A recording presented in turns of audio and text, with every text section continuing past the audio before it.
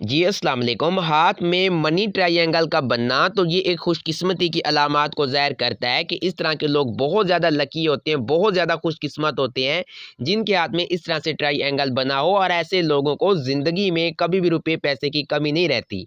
और आफ्टर 235 की एज के बाद ये लोग बहुत ज़्यादा रिच हो जाते हैं, बहुत ज़्यादा अमीर हो जाते हैं कि इनके पास घर, गाड़ी, प्रॉपर्टी, इन्हें ज़िंदगी में वो सब कुछ मिलता है जिस चीज़ की ये लोग ख्वाहिश करते हैं। लेकिन याद रखें, हाथ में मनी ट्रायंगल का होना ये काफ़ी नहीं है। आज हम बात करेंगे उन लोगों की जिन लोगों के हाथ में मनी ट्रायंगल होता है और वो बहुत ज़्यादा रिच होते हैं, अमीर होते हैं, मिलियनेयर होते हैं। और उन लोगों की भी बात करेंगे कि जिनके हाथ में यही मनी ट्रायंगल होता है, उनके पास ना जॉब होती है, ना प्रॉपर्टी होती है, ना गाड़ी होती है, ना उनके पास घर होता है। और अक्सर लोग मुझसे कहते हैं कि सर मेरे हाथ में ये मनी ट्रायंगल तो है, लेकिन मुझे तो इसका कोई भी बेनिफिट नहीं हो रहा। और आपने तो कहा था कि इस तरह के लोग बहुत ज़्यादा